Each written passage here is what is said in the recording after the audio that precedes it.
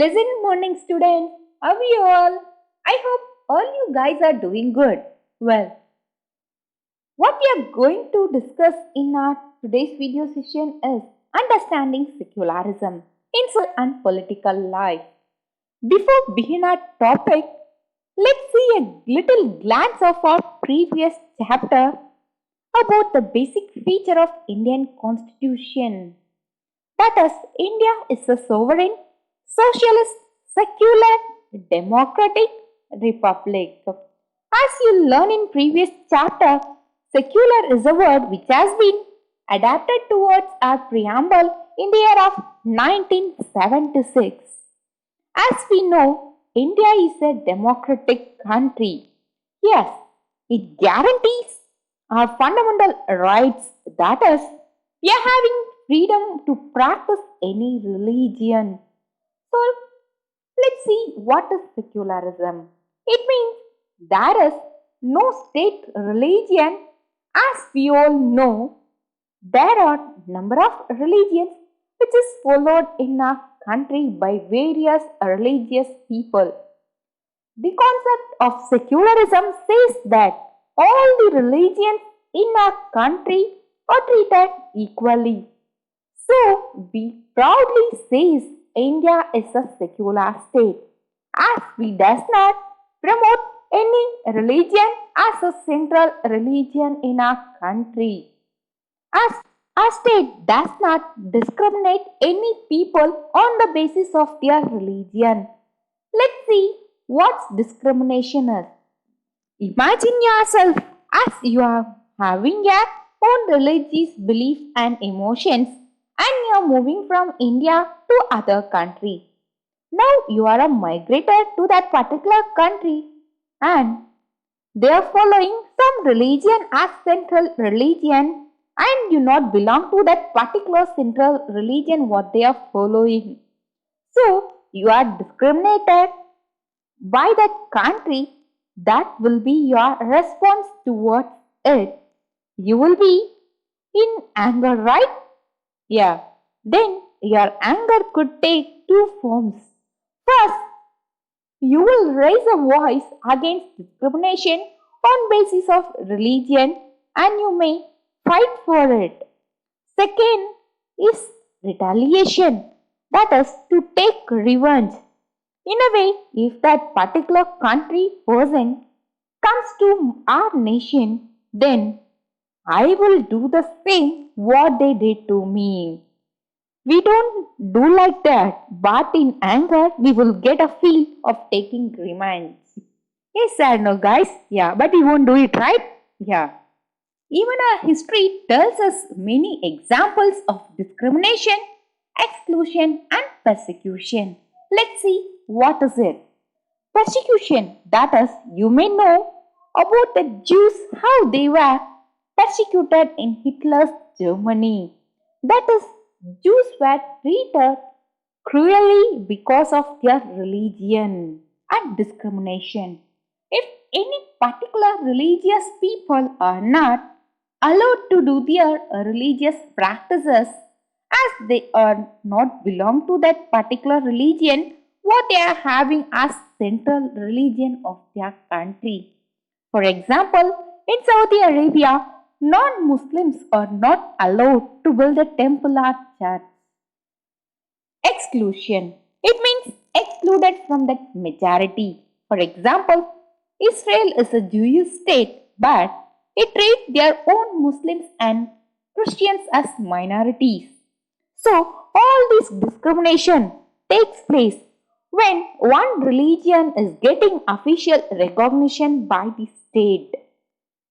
India is a secular state because our constitution guarantees each and every citizen of India having rights to freedom of religion. That is, people can follow the religion in which religion they are having that strong belief. No one will interpret in their religious thoughts. Let's see why is it important to separate a religion from a state. Keeping this idea of religious freedom, India follows a strategy of separating the power of religion and power of state. The reason behind this to protect the rights of minority people, and the minority religious people can exit from their religion and they can convert them to another religion if they want. There is no compulsion in our country that they have to follow the certain particular religion. Let's see about Indian secularism. As we all know that there are a number of religious community is there in our country. Let's see an example. If any particular religion is there and they does not dominate any other religious community in our country. And next thing is, if that particular religion is there and they may have several divisions in their same religion, that is majority and minority, and even in that same religion the people are belongs to, that majority does not dominate those minority people. That is our Indian constitution guarantees that. So, our Indian secularism says that our state does not enforce any particular religion, not take away the religious freedom of individuals. In your NCRT book, the first storyboard in the second chapter, they given about the government school, it won't celebrate any religious festival. Not only in government school as well as in all the government offices too, because our state does not promote any religion as a official religion of our state. But in private schools there is an exemption that they can celebrate their religious festivals too. The second way in which the Indian secularism works to prevent the domination is through a strategy of non-interference. That is in order to respect the particular religious sentiments and beliefs. So our government does not interfere towards their religious practices. Let's see an example in the storyboard what I given in your book. Paramjit, the Sikh youth, does not have to wear a helmet. Because we all know the Sikh youth they have to wear a pugri or turban. It is a religious practice. So our government or Indian state won't interfere towards it. And they are having this exception in this particular law of wearing helmet. The next way in which our Indian secularism works to prevent the domination through a strategy of intervention. It is nothing but the state doesn't have any state religion or official religion, but the state may interfere for preventing that untouchability only if any one fundamental rights have been violated. So, intervention is in a form of support the minority from that of majority. Let's learn about the US secularism. The first amendment of US Constitution says a law is respecting an establishment of religion or prohibit the free exercise of religion. It means that there is no religion as official religion and it won't give any importance towards that particular religion. US and Indian secularism have different policy.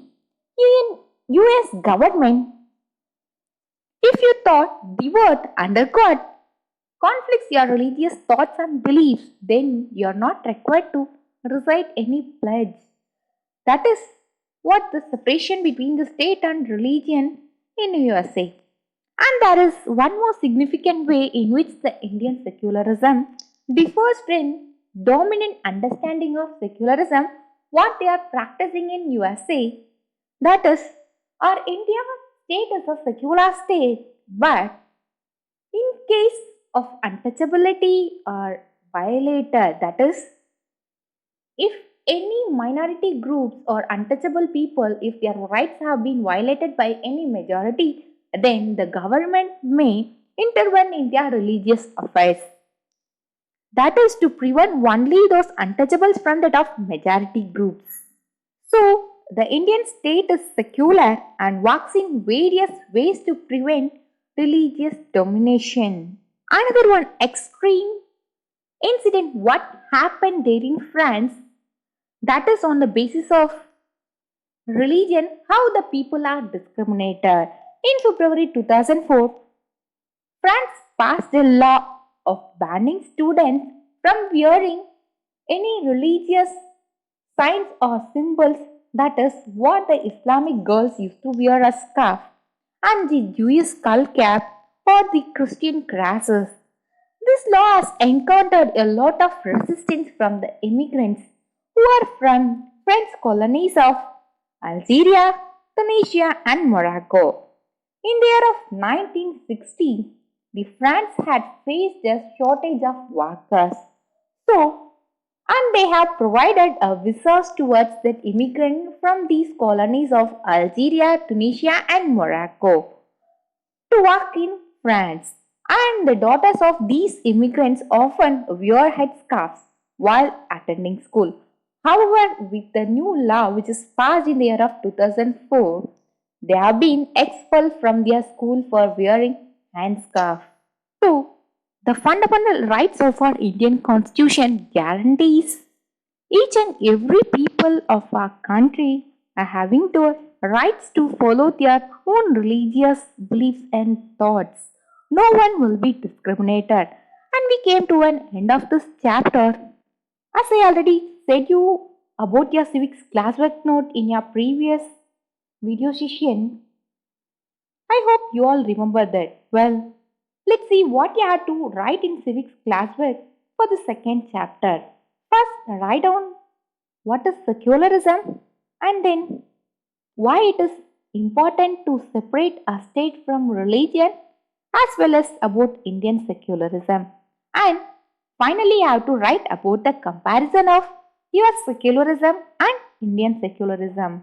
How that Indian secularism differs from USA. Thank you kids. Stay safe, stay home and stay tuned. Bye.